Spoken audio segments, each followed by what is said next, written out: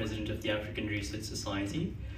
So that's a student organization that really just aims to inspire the next generation of African changemakers on the continent in terms of scholarship and research and academia.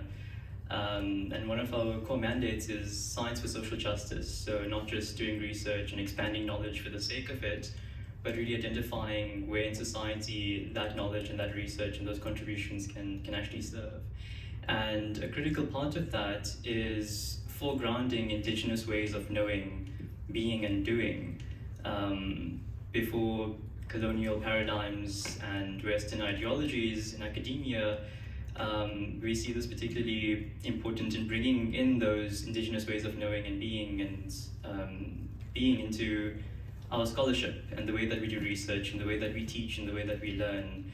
And so we're really fortunate here today to have Vedas for All, an organization that's here to expound the Vedas, which is a system of knowledge that developed in the Indian subcontinent thousands of years ago. And with them we have Dr. Shekhar Bodapalli, who we'll hear about soon, to speak to us about one of those systems of knowing and being and doing that we can use to rethink how we do our work, or take away just as a different way of living, as opposed to what we've been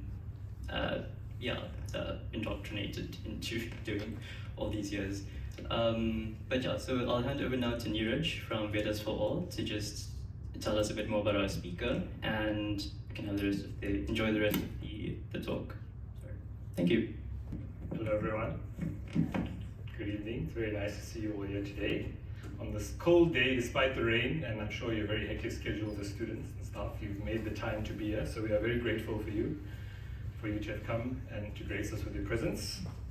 I think it's going to be a very exciting evening tonight, and I actually haven't been in a lecture hall for a very long time. It brings back a lot of memories. We had a very similar one at Wits when I studied, but I used to always gravitate towards the back 3 rows, because that was where I would not get asked any questions, because I genuinely had no idea what the lecturer was talking about.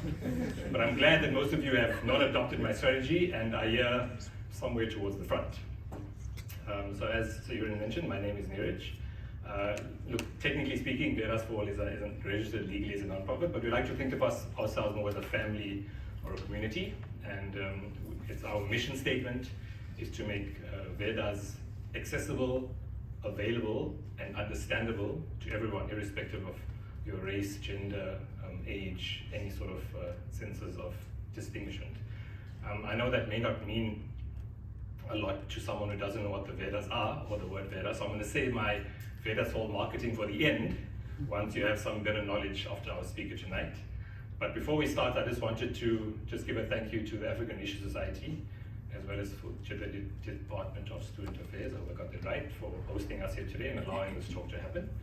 So a big thank you to you and for all the UCT stakeholders involved, and a very big thank you to Sayurin. He shared with me that he's been on some very hectic 12-hour calls, and despite all that, he still made the time and effort to make this happen and to market it and to promote it.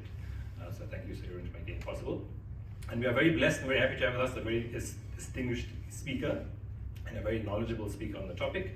His name is Dr. Shekhar Bodapalli, and maybe just a few words on his background. So Dr. Shekhar Bodapalli is a distinguished biotechnology executive and life sciences entrepreneur with over 2.5 decades of experience. He has been a driving force in innovation at the intersection of sustainable agriculture, human nutrition, and synthetic biology. Most recently, he was the founder and former CEO of Green Venus, which is an ag-tech company committed to advancing sustainable agriculture through cutting crop solutions. Prior to founding Green Venus, Dr. Bodapalli held senior leadership positions at both multinational corporations and startups, and it was guided by a passion for creating a healthier planet and improving human well-being. And beyond these amazing professional accomplishments, Dr. Bodapalli has spent the past 3 decades dedicated to sharing the practical wisdom of the Vedas and other ancient scriptures. He is inspired by the teachings of Bhagavan Sri Satya Sai Baba, and he communicates these insights in a way that transcends social and religious boundaries for self-improvement, fostering unity, and service to humanity. So Dr. Bodapalli holds a PhD in biochemistry from the Indian Institute of Science, Bangalore, and has served as a research faculty member in biochemistry at UT Southwestern Medical Center in Dallas, Texas. He currently resides in Sacramento, California with his wife. And if you'd like to join me to give him a very warm Cape Town welcome.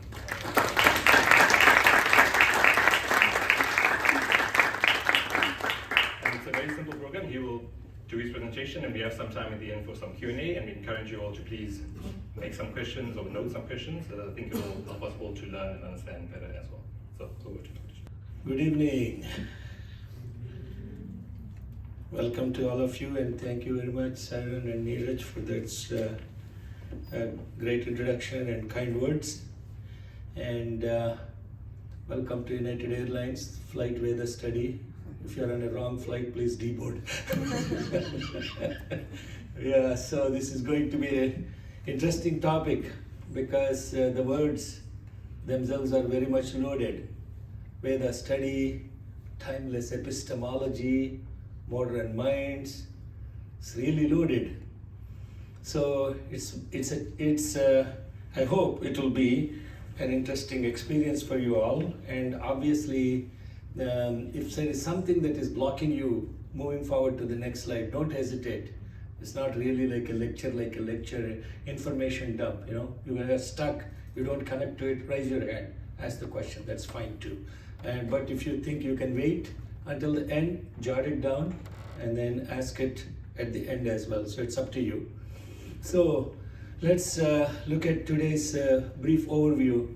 So this is kind of the summary. So in this talk, what we will do is, when we look at the word Vedas, 99% of the people look at Vedas as ancient scriptures, okay? And Brother Saran himself said ancient wisdom. So ancient means it's pretty damn old. I don't know what to do with it. That's the context of ancient. And then actually speaking, if you go back and look at these Vedic scriptures, so-called, you'll realize that they're incredible tools. It's an incredible tool, epistemology, I'll come to that word. Incredible tools to get into your own nature, the mother nature, and beyond. They're nothing to do with scriptures actually. They're nothing to do with, they're mostly associated. So now I'll go to some of the myths associated with it. Scriptures mostly applicable to Hinduism, and that is absolutely incorrect. They're highly rational, scientific, and even beyond. Want to be very clear about that. Veda does not deny modern science. In fact, it beautifully integrates modern science. There are so many things that are described in Vedic hymns that are completely concordant with modern science. No discrepancy at all. They're not blind beliefs. They're not a belief system. And unfortunately, what has happened is, because Hinduism has adapted those scriptures and was mostly followed by a particular caste system in India, it has really become the hymns for only Hindus and accessibility restricted to certain caste systems.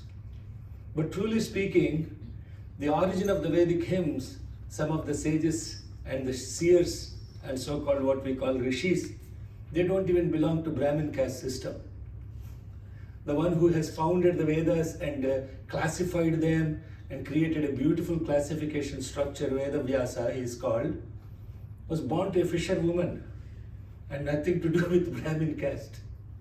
And it is also not restricted to only males, because there are great sages like names like Gargi, Lopamudra, Maitravani. These are incredible women that were equally powerful sages that has written commentaries on the scriptural hymns. So if you study it, it was not restricted by gender, it was not restricted by caste, it was not restricted by age, it was not restricted by belief system. In fact, if you look at Zoroastrianism, which even predates Buddhism, it even predates Buddhism, 3,000 years, Zarathustra. And most of those, what we call as Avesti, the Gathas that were written there, resemble the Vedic scriptures. Even the language resembles the Sanskrit language in which the Vedic hymns exist. So now, The other myth is Sanskrit. What is it? It's not a spoken language, it's a dead language. So how do I even connect to any of these mantras rationally? So that's, we will get into that as well. It is not a dead language. The word Sanskrit itself is an incorrect pronunciation. It is Sanskritam. It is not Sanskrit. Okay, but we commonly, because we lost touch with what it even means, we have made it look like a dead language. So these are some of the myths, and over the next half an hour or so, we will delve into some of those things. And the first and foremost is, I use the word timeless epistemology. Timeless means it's highly relevant today. Every Veda mantra, every mantra and hymn, highly relevant today. It's nothing to do with some gods and demons and all of that stuff. We will get into that because even those words were symbolic, and you have to understand the meaning of those words in the context of how a mantra describes it. So, what is epistemology? So, the word epistemology comes from the Greek roots, episteme meaning knowledge or understanding, logos means study, reasoning or discourse. So, what is epistemology? Very simply put, study of knowledge. So, think about it. What do you mean study of knowledge? Is it knowledge itself study? What does it mean study of knowledge? So, when we say that, what it means is, what is the nature of knowledge? What are the sources of knowledge? And what are the limits of knowledge? Those aspects is what the Vedic hymns will take us deep into. And because knowledge itself, now if we look at the word knowledge, right? I mean, I'm giving a question and answer. We're going epistemology. What does it mean? Study of knowledge. Then what is knowledge? What is knowledge? Knowledge is basically most of the knowledge that we gain is pretty much objective knowledge. Means it is using the tools such as seeing, hearing, smelling, tasting, all of that, the five sensual perceptions, plus the mind, etc. So, some of the examples of knowledge, direct knowledge. Fire is hot, water is wet. That's direct knowledge, sensual. Nobody needs to tell you that. Practice. Nobody can teach you how to balance on a bike. You practice and you get the balance. It's not teachable, isn't it? Huh? How can you teach somebody balance? So you cannot teach balance. You teach that aspect of balance. Balance, for example, comes by practice. Then there is knowledge by memory. You remember something, you have an experience, and the past experience triggers knowledge. And there are experiments done in psychology. For example, if a dog is hit on the road by a car and the driver honks and the dog has gone through the trauma, the only thing it heard is the horn. Every time the dog hears the horn sound, it will go through the same trauma of experience of accident. Most of us are like those dogs too. We have memories, experiences. Every time we hit a situation, it triggers a memory. Even though the situation is relevant or not, we experience the same psychological trauma. So that's through memory. Then there is knowledge through logic. 2 + 2 = 4. Well, somebody taught you that and you believe in it, move on. Okay. But there are I will go through an example where 5 + 5 is not equal to 10. So we have logic that tells us knowledge. Then we have this collective belief system nowadays. That also builds knowledge. It's called WhatsApp University. Huh? You have a bunch of people that think like you, behave like you, and they post something on that group. You build knowledge and you immediately believe them. You don't even fact check. Nowadays you see WhatsApp has come up with a beautiful thing called search on the web, AI tool. When somebody forwards you the message, now you can click on the search on the web and it will take to the AI tool if your system is configured, and it will tell you whether it is fake post or real post. Wonderful. I'm so thrilled about that. Otherwise, I'm tired of seeing all these good morning, good afternoon, good evening, and send some damn message, that's totally irrelevant to that group. And we are drowned in information. But we believe most of that because we have a collective belief system. And in fact, if you look at the origin of all these things like WhatsApp, Instagram, Facebook, all these social media outputs, what is the source and the reason for that? Because we stopped trusting mainstream media. Because we stopped trusting governments. We stopped trusting justice system. You understand? If you just fast forward to that, that has created the whole wave of social media. That is because we don't believe in authenticated, validated system. FDA says a drug is a good thing or a good for something, and clinical evidence indicates that. You will find 1,000 people posting on WhatsApp why it is bad. The story of anti-vaccinators in the face of the epidemic, COVID. So we need authentication, right? Like for example, Earth is rotating. How do we know Earth is rotating? We believe it. Somebody proved Earth is rotating. Or Earth is, and so there are authenticated belief systems. Inference, knowledge through inference, smoke and fire, interrelated to each other. You see smoke, and then you immediately relate, oh, there is fire on the mountain. Therefore, there is smoke. You don't know whether it is smoke or fog.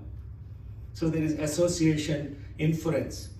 And there is instinct, pre-programmed stimuli that give you knowledge. Are you all tracking with me? Am I saying anything that if you are not tracking with how knowledge is built? And all of this knowledge is based on our tools, the 5 senses, the mind, the intellect, memory, and what we call as the doer. But all these, what we even, for example, instinct. Instinct is pre-programmed stimuli. Very beautiful, you will see this instinctive nature in the animals. Have you ever noticed the chick that just came out of the egg, and if there is an eagle flying on the top, even the mucus has not cleared its eyes, it will go hide under the wings of the mother. So who programmed fear for eagle in the chick? It has not even seen an eagle yet. So there is a pre-programmed instinctive stimuli, and we behave, our knowledge is based on that. And then there is this, sorry for this nonsensical word called the sixth sense. They call it intuition. What is sixth sense? There are only 5 senses, by the way. There is no sixth sense. There are only 5 senses. The senses that human operates with are seeing, hearing, smelling, feeling, tasting. That's it. Those are the 5 senses. There is no sixth sense. But we invented a different thing called the sixth sense because we can't describe it. And that's what is called intuition. It's a very interesting word. You are getting tutored from inside. Intuition. Intuition. Look at the word independence. Independence doesn't mean freedom. You are dependent on the inside. You are dependent on the inside. That is truly what is independence. Independence does not mean freedom. These beautiful words, the words carry so much of deeper meaning than we use with our own awareness. We use awareness, we use the words in our own awareness, and we interpret them in our own awareness. As your awareness level rises, the way you look at even a word and its meaning will be different. Am I making sense? Yes, so those are the examples of how we build what is called objective intelligence. This is all about objects. So, can you imagine now this knowledge of this kind of knowledge that I am looking at are common to even animals too. Nothing different about humans. Most of these knowledge building tools, maybe there are a few that animals don't have, logic for example, maybe they don't, but some we don't know. But differently, the human mind is beyond this objective knowledge. And how is it beyond that objective knowledge? Because if you look at this knowledge thing, there is something called knowing, then there is something called understanding, and even bigger than that is what's called awareness. Are we tracking with the words? Knowing is about those tools. Knowledge is about those tools. Understanding, you may know something, but you may not understand it, isn't it? You know something, but you don't understand. You know aeroplanes fly in the air, What do we know, understand about? We don't know how to. We don't understand. Most of us don't understand how the flight is taking off, etc., and what are all the principles behind flying. So, as this mind progresses, you can see the mind can be taken to a higher state, from a normal mind to a super mind, and that super mind is what's called intelligent mind, and then to a supramental mind. You understand the difference between understanding and awareness? We stop at knowing. Please think about these words. I'm not going to dwell too much on the meaning of the words, but intuitively we know. I know something doesn't mean I understand it. I understand it doesn't mean I'm completely aware of it. So, most of the objective knowledge, like knowing, as I already said, is common to humans and animals, but the human mind is blessed with the opportunity to propel itself into a higher level of understanding and a higher level of awareness. So, if you look at that word awareness and what it is called in Sanskritam, the word awareness in English is equal to Veda in Sanskritam. Veda is not a scripture. Veda means awareness. So now you understand what Veda, now what really that is Vid is the root of awareness. So Veda means total awareness. Is that the microphone? No, I don't think. Yeah. Okay. So that is the. Now this morning at 2 o'clock, I got up and I asked my AI to generate a diagram of awareness. It's beautiful that we have these tools to improve our own understanding. I was curious, what would AI do if I ask it to do a diagram of awareness? And I was really puzzled.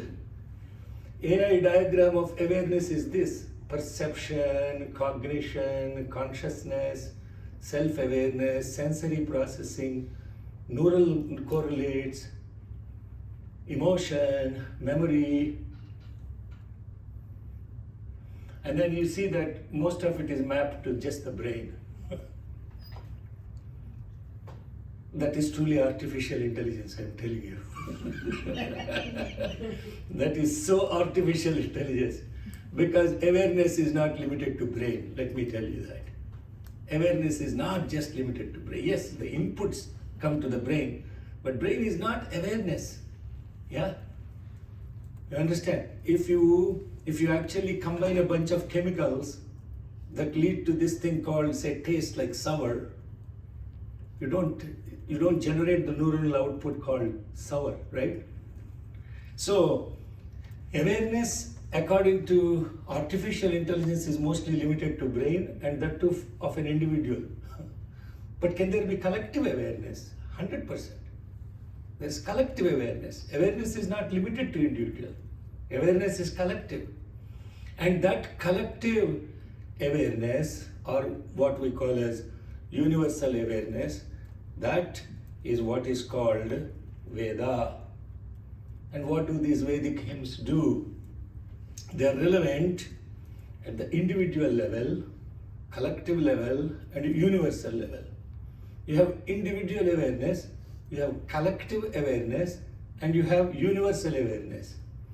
Individual awareness, community awareness, cosmic awareness. Is that making sense? Please, as I said, if you don't understand, raise your hand, because why that is important is because if you go into Vedic hymns, in fact, they talk very less about individuals as human beings. Most of the Vedic hymns are centered around collective awareness and universal awareness. They don't even talk about individual awareness, because individual is much less important in the collective awareness, because it's so limited. It's like space, right? It's like expansion in space. Right now your awareness is centered around your own little self. Imagine that has expanded to collective. Imagine that has expanded to cosmic level. How do I expand my awareness as an individual to the collective and universal levels? That is the beautiful epithet of Vedas. That's the reason why they are eternal, they're timeless. That teaching is not just limited to 5,000 years ago, 10,000 years ago, as people describe. That teaching is still relevant to today. In fact, every Veda mantra that I have come across applies to this awareness, independent of caste, creed, religion, faith, gender, anything. But what has happened is, there was much focus on the ritualistic aspect of the Vedas, and the knowledge part of it, or the awareness part, has been given much less importance. Why they have been given much less importance? Because people could not dedicate their time to understand themselves. They are busy running their own lives, and that is more relevant today than before. We absolutely have no time to even think about our own selves. And in the context of that, so now the question is, what do Vedas do to teach expanding our individual awareness, or even connecting to our own selves as awareness? And that is through this beautiful things called vibrations and oscillations. Okay? One thing that is common from individual to universe, from individual to cosmos, all the way to cosmos, is this thing called vibrations. Now, I don't need to, in the modern physics, everything in the universe at a fundamental level involves some form of vibration or oscillation. They're called frequencies. Yes? So, you take, for example, quantum fields. There are several theories about that and several propositions. Some are much advanced, then some that are still evolving. Quantum fields is the next generation intelligence tool. It will even surpass artificial intelligence. And that quantum fields is fundamentally particles like electrons or quarks arise from vibrations in quantum fields, electromagnetic field or Higgs field. I'm not an expert in any of this stuff, so don't ask me details around those.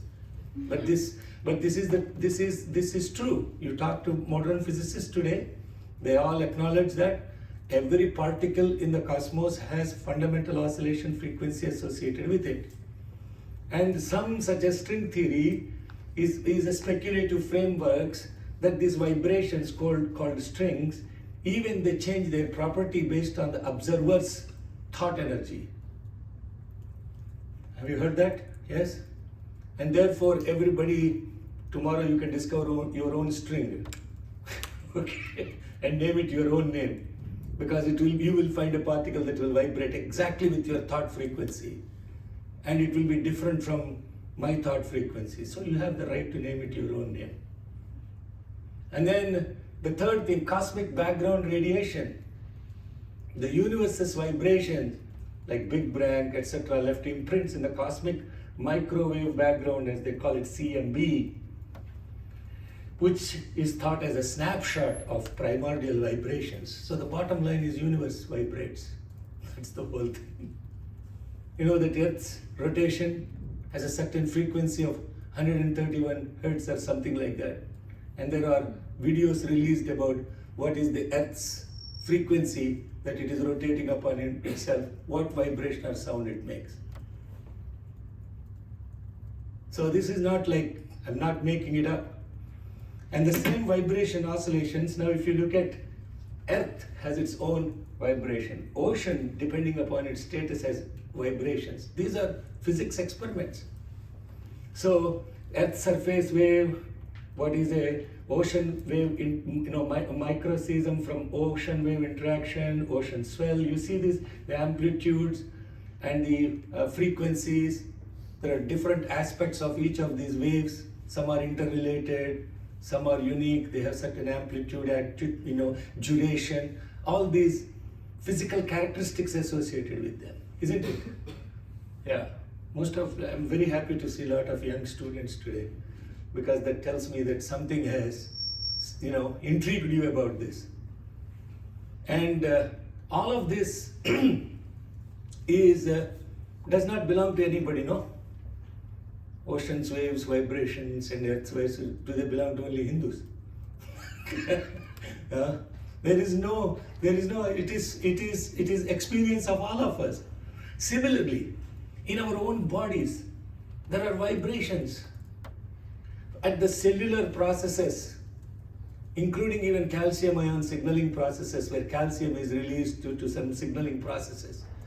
There are these electromagnetic vibrations that are generated at cellular level all the way to organ level, like brain waves. You can check all of those. Most of your medical students, I guess. If you see any information that is not relevant, please. Heartbeat has certain rhythm, blood pressure, all these are oscillations, vibrations. Yes, we all agree. They are not common to everyone. They are unique, but at the same time, they are relatable. We can relate to those. In fact, when there is no ease of that particular vibration, the lack of the ease results in disease. That's what is disease. The rhythm is lost. The pattern, the rhythm is lost. With breathing, there is a rhythm. With heartbeat, there is a rhythm. With the flow of the fluids in the body, there is a rhythm. Everything has a rhythm and those metrics. So now the question is, these rishis or sages and seers did experiments upon themselves and with the cosmos, asking the question, can I tune at a particular time to the vibration frequency of the earth? Can I tune to certain levels of frequencies of sun? Can I tune and modulate my own frequencies so that now I'm synchronous with what is happening around me? So why should I do that? When that synchronicity happens, that's what they call it as peace, P-E-A-C-E. When there is discordance between the two, they call it also peace, P-I-E-C-E. Peace and pieces. So that synchronization associated with the individual all the way to the cosmos, and doing it not only individually, but it is potentiated if you do it together in a collective way. Therefore, what happened is builds this collective awareness. In that collective awareness, your ability to connect to that patterns will be much more exponentially easier than doing it at an individual level. Yeah? All logical, right? So far logical, yeah. So now, what are these frequencies? This is a quote from my inspiration and my master Bhagavan Sri Sathya Sai Baba. The Vedas came from certain fundamental sounds and their variations. The slightest modification of the sound changes the meaning of even what is said. No written language is able to represent all of the Vedic sounds. It is impossible to write many of them even in words.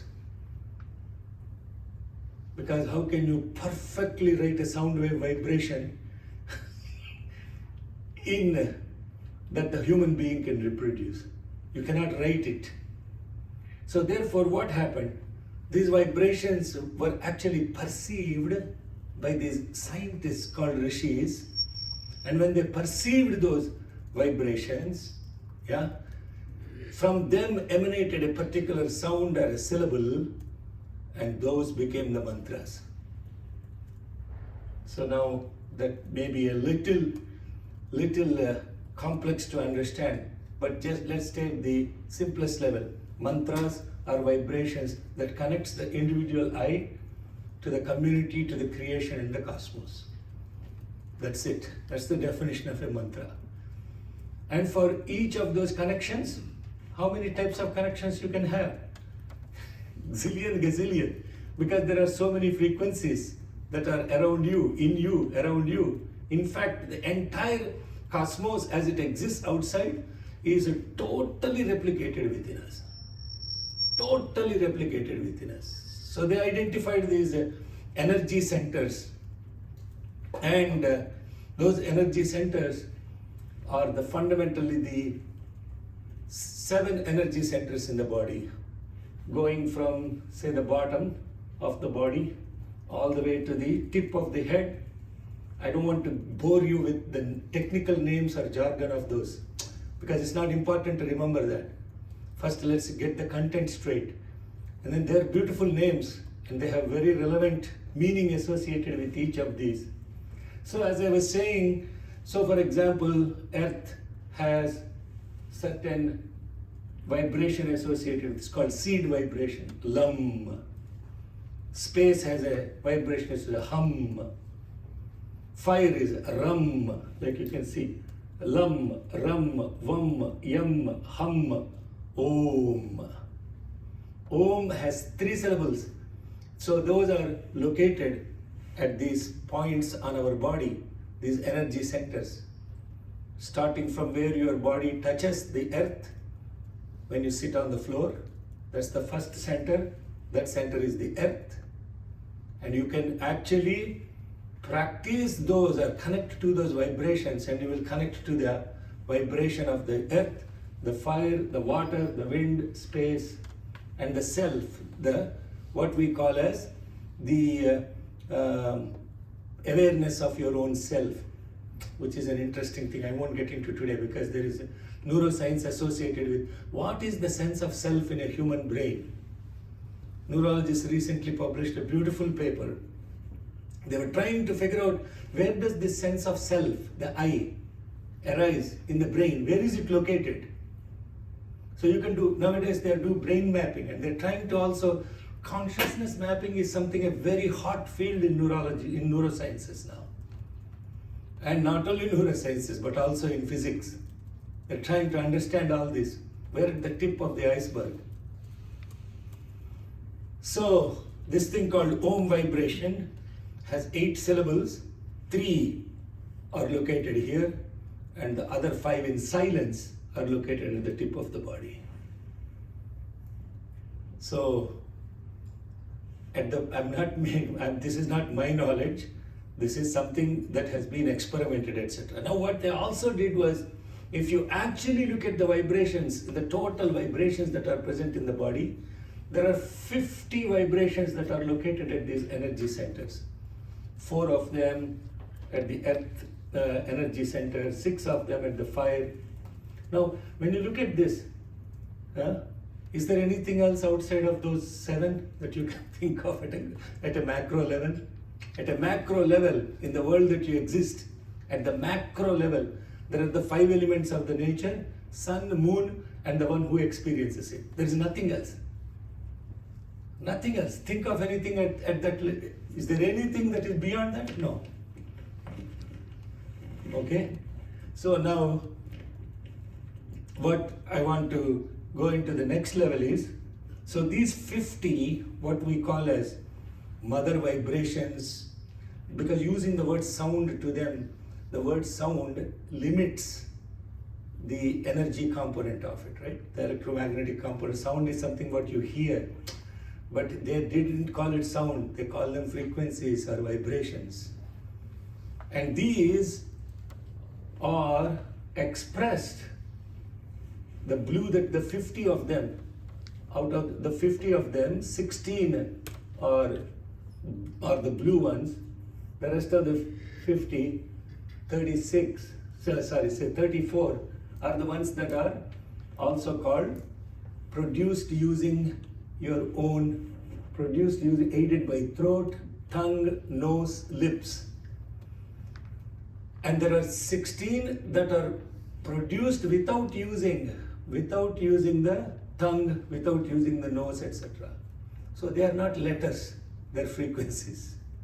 And that's what's called as the Sanskritam alphabet.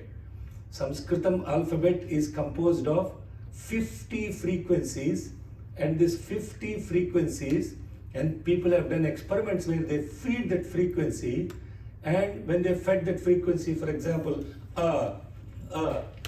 then the frequency produced, okay, this as the output. another pen. Can you all see it? So this is produced. It's not a letter. It's how the frequency produces that as a script. There are only two languages for that which happens. One is Hebrew, other is Sanskrit. No other language. You can feed the frequency of that particular letter and you will generate a script out of it. That's what I understood. Now these 50, either alone or in combination, can generate many, many frequencies. The combination of this can generate many, many frequencies. So innumerable number of frequencies. Infinite number of frequencies.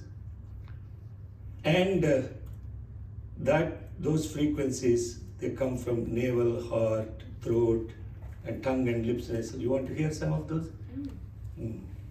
So I said, e, u. I said, experience the sound. Sound is coming straight from the bottom.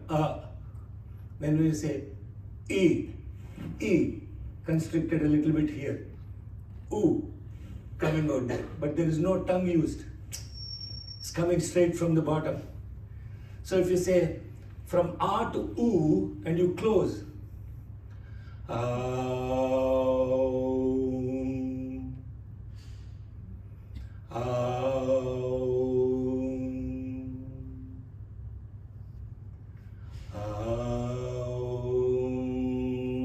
becomes Om, Aum becomes Om. When I say then A, there is another frequency, Im, Om. So these are sound frequencies that you are hearing them with your ear, but truly they are expressed as vibrations, frequencies from within yourself. If all of us sat together and said, Om,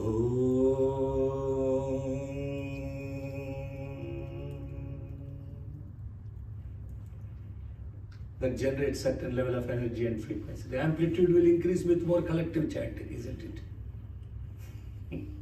Yes, the energy amplitude, the wave amplitude. So all these beautiful, then there are some that are pronounced through nasal, some pronounced at the guttural level, some pronounced at the palatal level, some pronounced at the cerebral level, at the dental level, at the lip level, like ka, kam, then ka. When I said ka, it's coming from the back of it's the guttural sound. And if you say cha, it's coming from the palate. We say ta, it's touching the cerebral. Tongue is rolled ta. And then ta, touching the teeth. Pa, with the lips. It's completely scientific, completely phonetic. There is no science, there is no rocket science involved in this, because these are basic fundamental vibrations. And they're coming from within your own body. And they have certain frequencies associated with them. And when you combine them, you can create this incredible number of combinations of energy frequencies, either alone or collectively. So far, so good? Okay. So now, if you take all of this, Sanskritam, therefore, is not a language. It's nothing but experience of frequencies with all this. So therefore, the root meaning of the word Sanskritam, Samyak means collective, Kritam means action. So it's a collective action. What did you say beautifully? You said doing, seeing, being. Doing, seeing, being. He used that word 2-3 times. So first do, then you begin to see. See means experience it. And then once you experience it, then you be, you connect to it, you are in tune with it. Making sense? First to do, then see, then be. If you do it, you see it, and then you be it. But our rational mind doesn't want to do it, no? It doesn't want to do anything. Directly we want the experience. How would it happen? It won't happen. So therefore, Sanskritam is a collective experience in action that comes out of action. And that collective experience at individual level is what's called thought, word, deed integrity. At a collective level, group integrity. You take any religion, that's what they taught.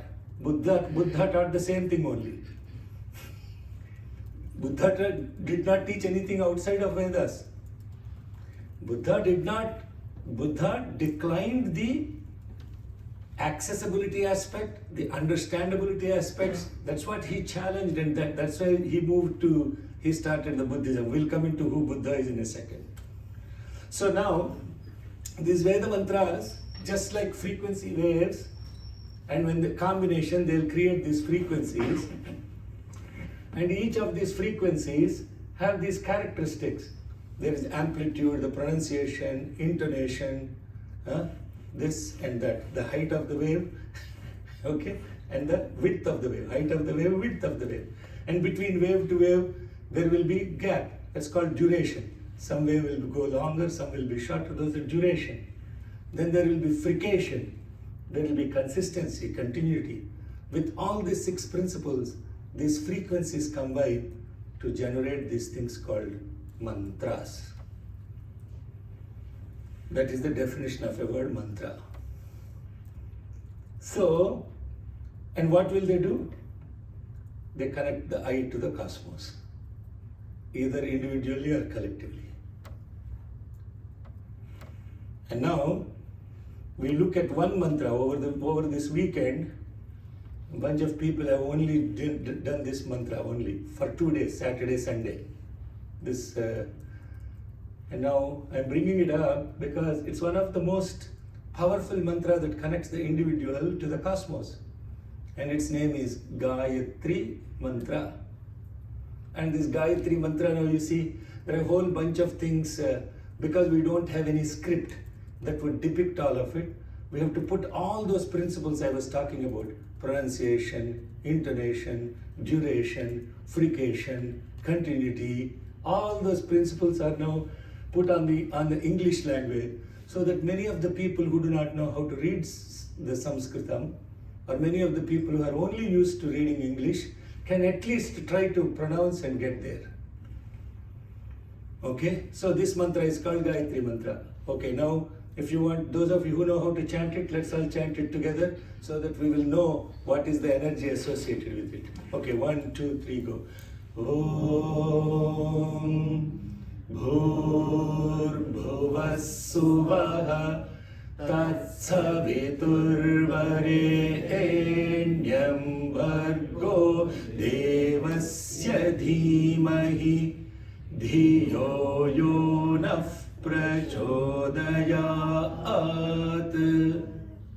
So if you wondered what we did, why are they going boom, boom, like up and down? So you see going up and down, that is the wave falling and raising again, just like a wave, just like the frequency or a vibration.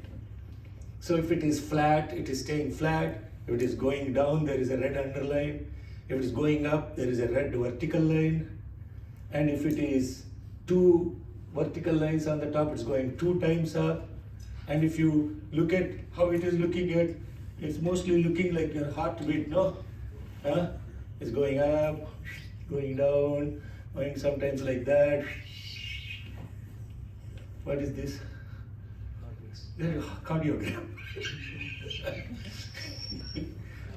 So Vedic hymns are cardiograms. And the moment what happens, you can connect to that vibration. And now imagine that amplifies when we're, let's do it one more time together. Okay. Om.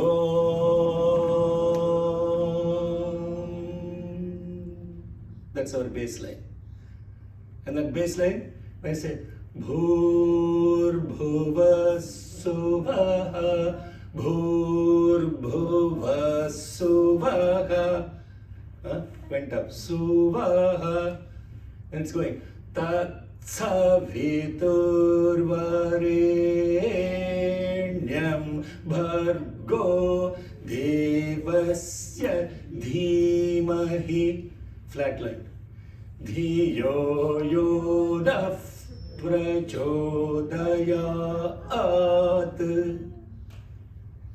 It's a combination of all those 50 things we talked as frequencies, brought it together to generate this mantra. Yeah.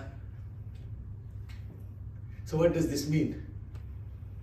How does this mantra connect to the cosmos? Then if you understood what these words mean, now there are syllables, there are frequencies together create syllables together create words together create lines, just like alphabet, but we don't call it letters, create words. Did you ask an English professor ever, how did they decide to write A like this? How did they decipher A should be written like this? But if you feed it as a frequency, it will generate that. So what is pronounced 100% phonetic. So these Veda mantras are totally phonetic. So every syllable is pronounced, every frequency is elicited. And when that is done, and now we'll go into the words a little bit. Neeraj, you're watching time? Otherwise they'll be here till tomorrow morning.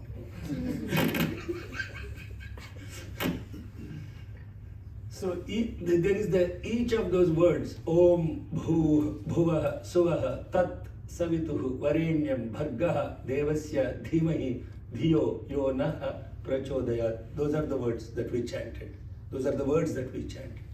Don't worry, those individual words don't. But what is the meaning? We invoke. Invoke means Dhimahi. Invoke what? That divine, life-sustaining, resplendent, effulgence, pervading the gross, subtle, and causal. May that propel our intellects. That's the meaning of it. Is there any Hinduism in it? There is no Hinduism, it's a common English. Hello. It's ordinary English. And this English is talking about only one thing. That thing called resplendent effulgence. Effulgence, it's talking about effulgence. What is that effulgence that does not change?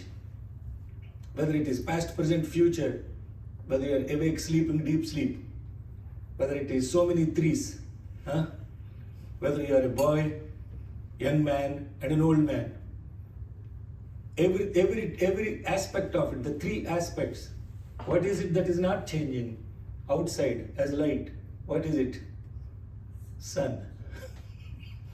It's the sun that is always shining.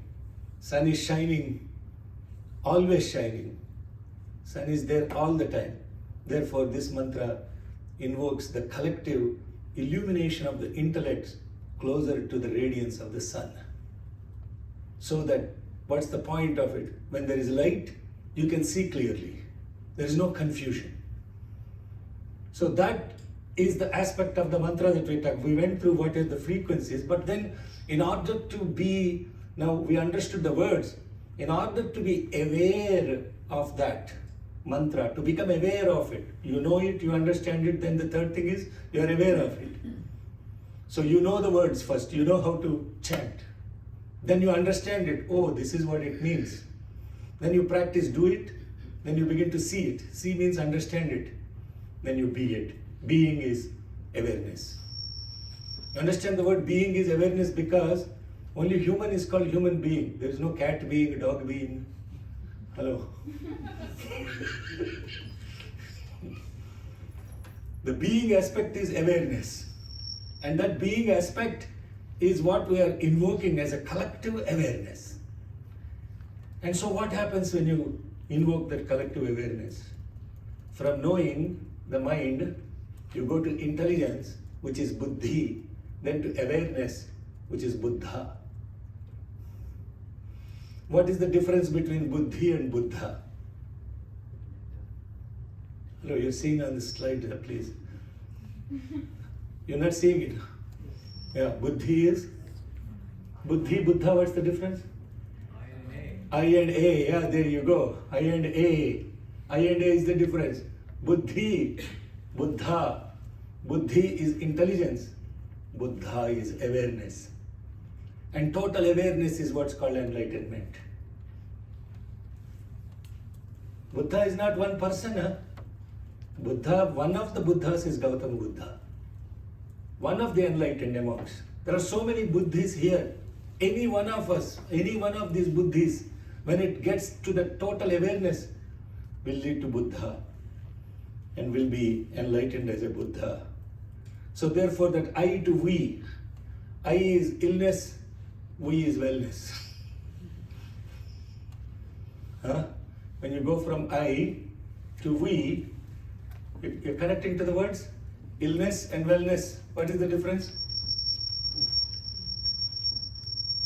Some frequency is going on with me in this room. Huh? It's triggering some frequencies. Yeah. Illness is I, wellness is we. That's it. So if you're all about yourself, therefore, there's another beautiful mantra. Again, nothing to do with Hinduism. Those of you know we can chant Om Sahana Vavatu Sahanau Bhunaktu Saha Viryam Karavavahai Tejashvinavadhitamastu Ma Vidvishavahai Om Shanti Shanti Shanti.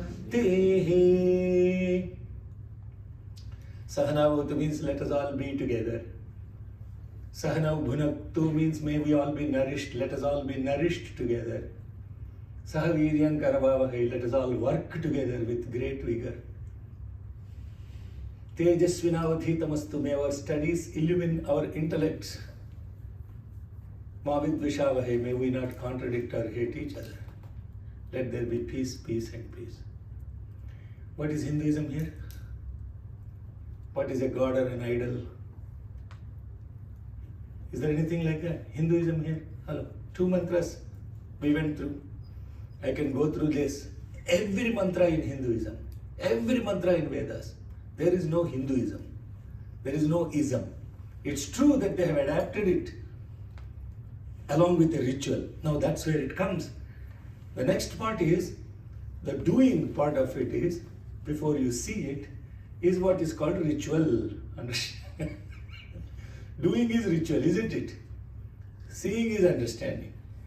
So in order to do it, you have to have a ritual, a common connection of an action, isn't it? So, do this like this. What does this mean? Hello, what is this? You can say it loud. What do we, when we do like this, what are we saying? Namaste, namaste. So I was at an interfaith conference, interfaith meeting, interreligious, interfaith, in San Jose. God, makes me feel old, almost 23 years ago. And one gentleman, a white gentleman, he got up and he asked, hey, all these Hindus, all of you do like this. What does this mean? What does this mean? Huh? I was about to say, you and I are one, but he's a white, I'm an Indian. That's not going to work for him, huh? I am Atma, you are Atma, all that stuff is jargon. A common man won't understand it. So I was really, he surprised me with that question. And I've been doing this namaste for ever since I'm born, all my life. I never understood how to explain this. What does this ritual mean? Then it occurred to me very quickly. I said, there are 5 outside, there are 5 inside. What are the 5 outside? Earth, water, fire, wind, space. There are 5 inside. Earth is your bones, your cartilage, your nerves, your skin, all that is earth element. Water is the fluids in the body. Fire is the aspect of hunger, thirst, all those things. What drives you is the fire aspect. Wind, of course, is your breath, breathing. And space is your memory. That's why it's called iCloud. You store stuff in it.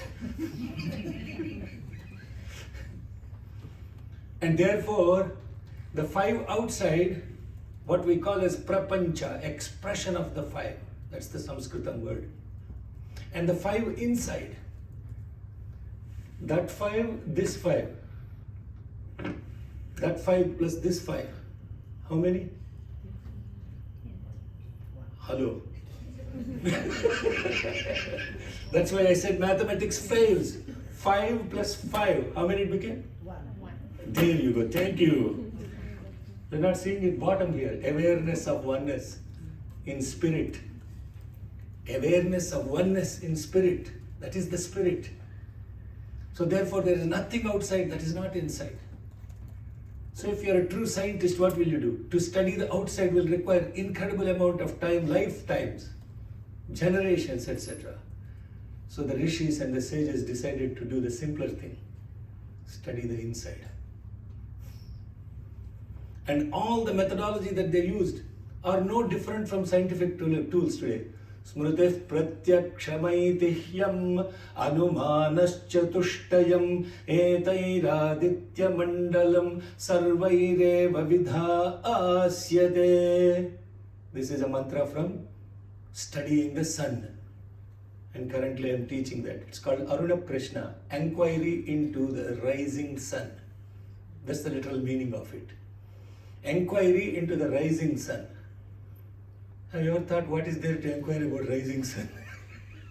Huh? That's what the scientists did. And what the scientists did, oh, there is a rising sun. What is he teaching me? And he is teaching me through 4 different tools. Smriti, which is memory, reference.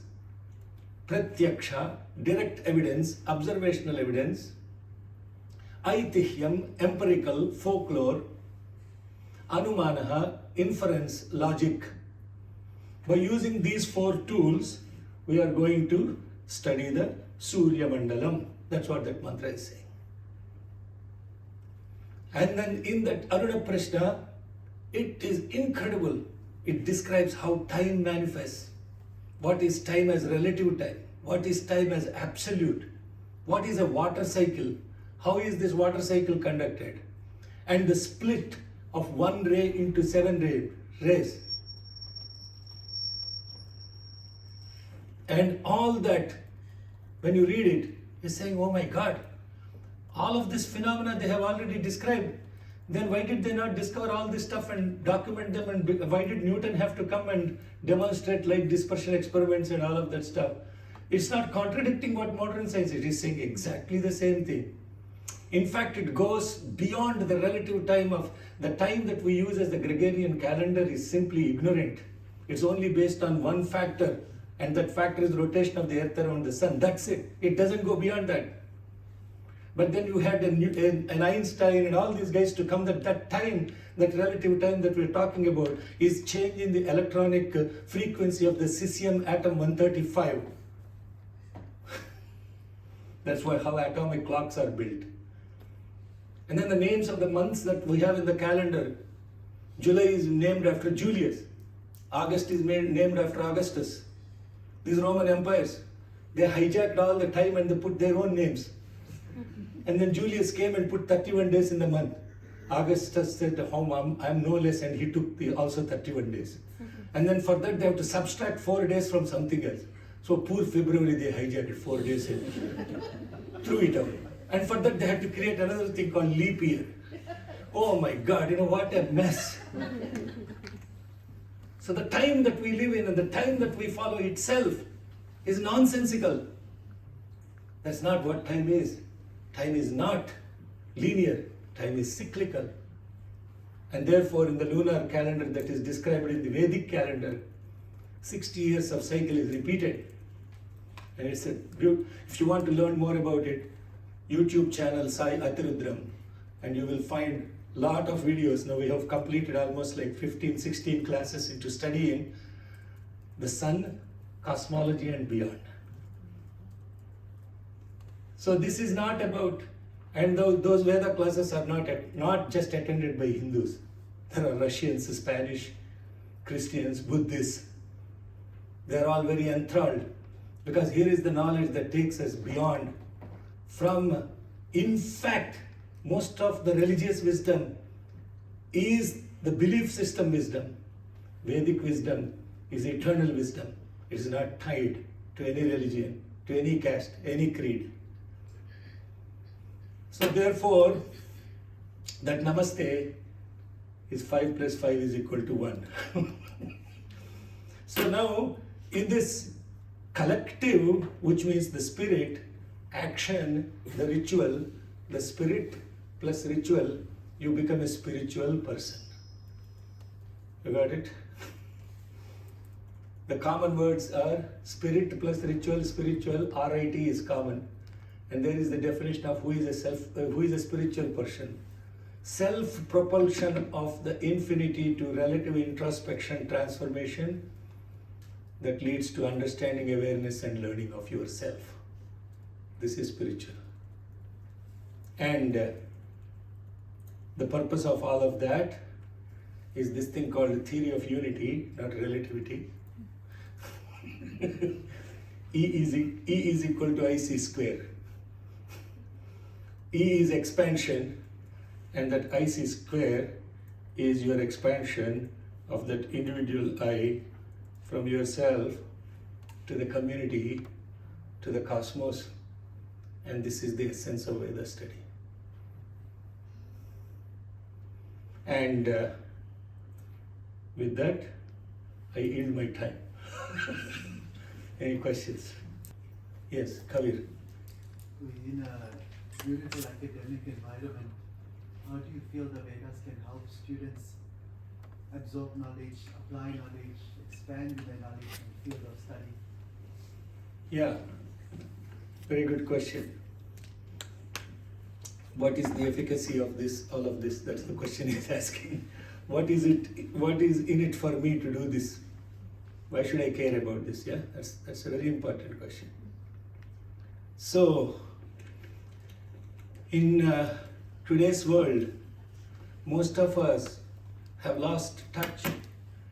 First of all, there are 3 things that are required for our existence: time, money, energy. Yeah? The whole life is chase of only those 3. When you are very young, you have a lot of time, lot of energy, no money. When you are middle-aged, you have no time, especially after you get married. No time, some energy, some money. And then when you retire, there's a lot of time, more money, not no money, more money, no energy. So our constant struggle is to find a balance between these 3 all the time. Forget money part, at least time and energy. So we seem to lack. There are only 24 hours, and therefore have to accomplish everything in 24 hours. What this does, this awareness about yourself and focusing that on the expansion awareness unleashes immense amount of energy for you, so that you never even get tired, and you will have abundance of time. Time will slow down for you. Honestly, I'm telling you. A lot of people ask me, where do you get the time? As if it's something to buy from the market. Huh? Have you ever thought, when you say the word, I don't have time, how stupid that statement is? I don't have time. What is that? Huh? Is that any meaningful at all? Is time a commodity for you to say, I have it or I don't have it? If I ask you, do you have a rand? You say, yes, I have it or I don't have it. But how can you say, I don't have time? But yet, if you look at this time component of it, the time of mine, the same 24 hours of mine is not the same 24 hours of yours. The same 32 years of Jesus the Christ, Adi Shankaracharya, Vivekananda, all these great souls that lived only for 32 years and have done so much in their lives. Is their 32 years of life different from ours? In time? In relative time? It's the same 32 years. But how did they accomplish so much? And by 32, we are still these Buddhas hanging around. Buddhas means ignorant people. Huh? How did they do it? How are we not able to do it? Because, I'll tell you, you study the life of a Shankaracharya, you study the life of a Vivekananda. They have this incredible ability to connect to themselves and to everything else around them. And that means to slow down your thought process. Meaning, you are creating gap between thought to thought, and that gap between thought to thought enlarges the time span. And therefore what happens is, you do focus your thought on this is very interesting. Each individual has a 150 bits per second concentration capacity. Concentration capacity. Our minds has that potential, 150 bits per second. Most of us can do only, at the most, if you're super duper guy, 30-40 bits per minute. Swami Vivekananda was 180 bits per minute. Such a capacity that Encyclopedia Britannica, he studied the entire volumes, and when somebody was asking me what is there, he will say it's in page number so and so under section number so and so. Encyclopedia Britannica means that person has that incredible capability to focus the mind totally on that. And therefore what happens is, now I am not a Vivekananda, you say, no, it's not like that. So you have to understand that these things, focusing on your breath, doing yoga, meditation, aligning yourself within, all these tools help with your mental well-being and give you more capacity than you have currently think you have. That's the benefit of it. Yes? Okay. That's his marketing thing for Vedas for all. Yes, any other questions? Sorry, I'm just joking. It's good. Yeah, marketing is not a bad thing. Yeah? Marketing, the good word, positive word for marketing is motivation. Negative word is marketing. Yes.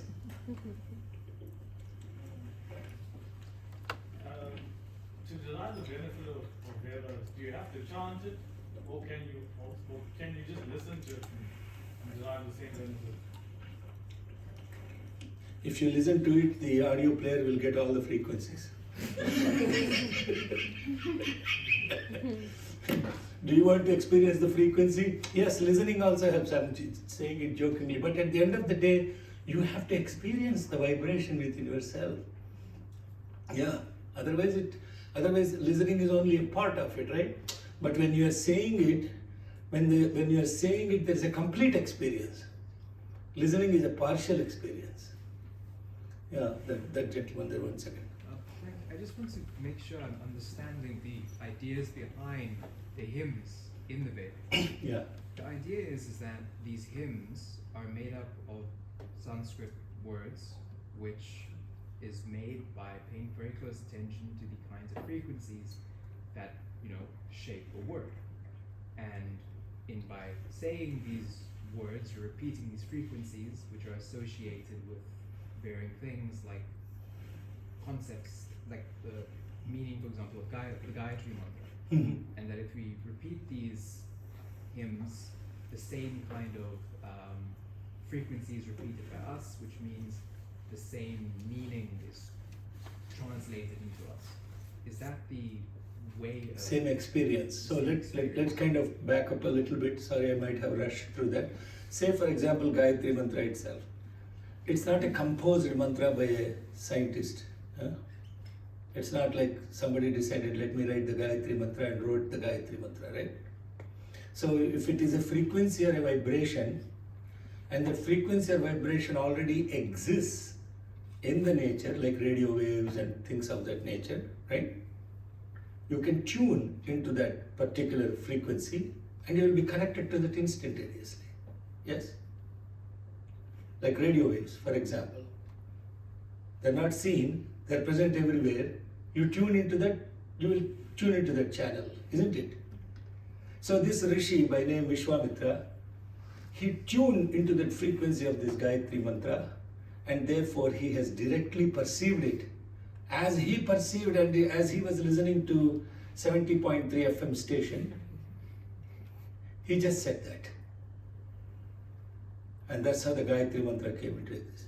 There is no distortion of writing, and then eventually what come out of it, then if you look at it from the point of view of understanding the words, etc., it's complete. It's not only just a frequency, it has a meaning to it, it has an energy component to it, it's complete. That's why it's called epistemology. It's the fundamental source of knowing. Am I making sense? Or still not? Yeah, I think I've got it. Yeah. So therefore, every time when you exactly reproduce that, you may not experience the same thing as Vishwamitra, because for that he has to focus on his, do maybe thousands of years of penance or whatever, I don't know. I haven't met him yet. So, but the point is, these mantras, or including even the names that we use in the Vedic hymns, they're not simply words. They're frequencies, and those frequencies are total. They're total in awareness, they're total in knowing, they're total in understanding, they're total in awareness. That's why it's called epistemology. Study of knowledge itself. Okay? Yes. Yes, Sachin. Yeah, so the whole emphasis was on chanting, like verbally saying. I read somewhere they say the benefit, you start on chanting loudly, then you whisper it to yourself, then it gets more subtle, more quiet. Is there like a greater benefit to just doing like on board inside your head? But then how would you produce that vibration, that frequency, if it's only I can get it because in my own head? Yeah, so in the context of experiencing the vibration, see, the saying it loud is in the context of expression and doing it collectively. From an individual point of view, and if you're staying in a dorm with 5 people, don't get up at 5 o'clock in the morning and throw you out of the room. So you can actually, without saying it loud, you can also experience that mentally. But saying it loud is collective point of view. Is it more beneficial to yourself to do it within your own mind? I don't know, it almost like intuitively makes sense that the more subtler it gets, the more impact it will have on you, but not as a collective. I think, there is some truth to what you're saying, that there is the 3 aspects of it. There is concentration, there is contemplation, there is meditation associated with the mind. Yeah? Concentration, contemplation, meditation. When you say it loud, you are concentrating. But when you are closing your eyes and you're trying to do it, your roommate is making Starbucks coffee, you drop Gayatri Mantra and mind has gone there. It's very hard to contemplate on the vibration. Think about this, let alone meditate on it. It has to first start with concentration. And then as you concentrate, it will lead to the next deeper level, the subtler level, and you at that point of time, you are not even chanting the frequency takes over you, and you are in the frequency. And that even makes sense, I don't know, okay? Won't make sense to a lot of people. You are in the energy, you are not eliciting energy, you are connecting to the energy with your mind, etc. Yes. Are we good? Siren? Do it, see it, be it. That's the basic message. Okay, Siren.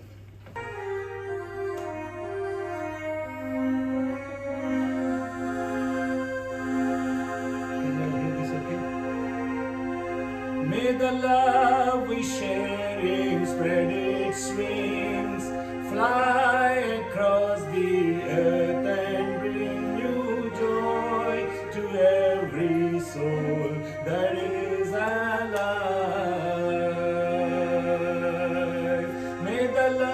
May the love we sharing spread its wings, fly across the earth and bring new joy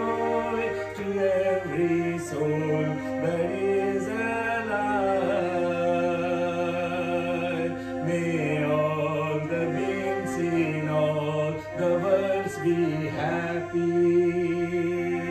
Samasta loka sukhino bhavantu. May the love we're sharing spread its wings, fly across the earth and bring new joy to every soul that is alive. May all the beings in all the worlds be happy. Samasta loka sukhino bhavantu.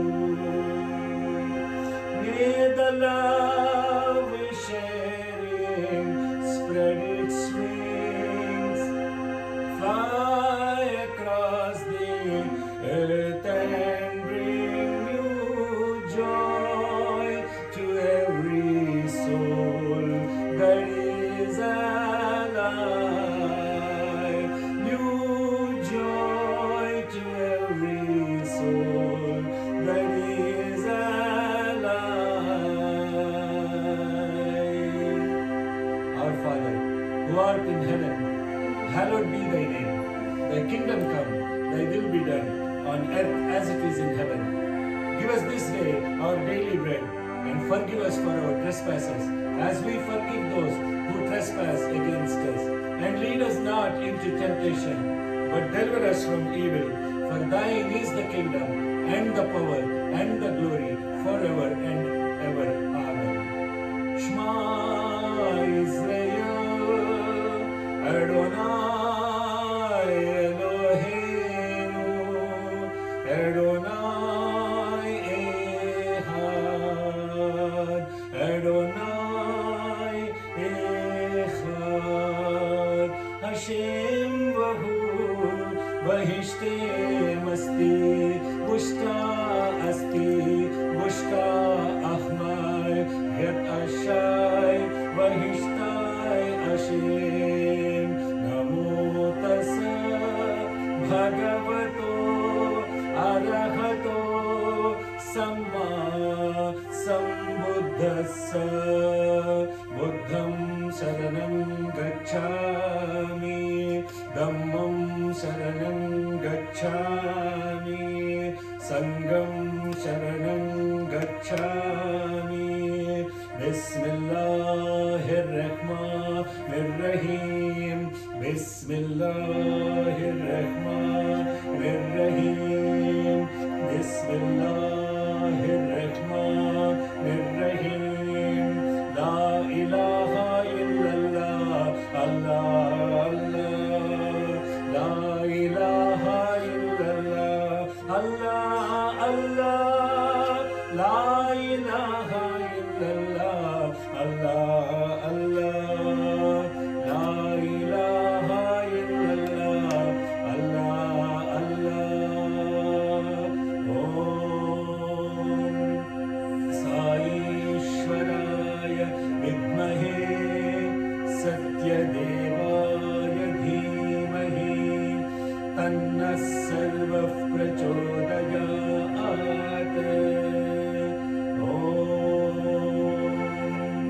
Sai Ishwaraya Vidmahe Satyadevaya Dhimahi Tanna Sarva Prachodayat.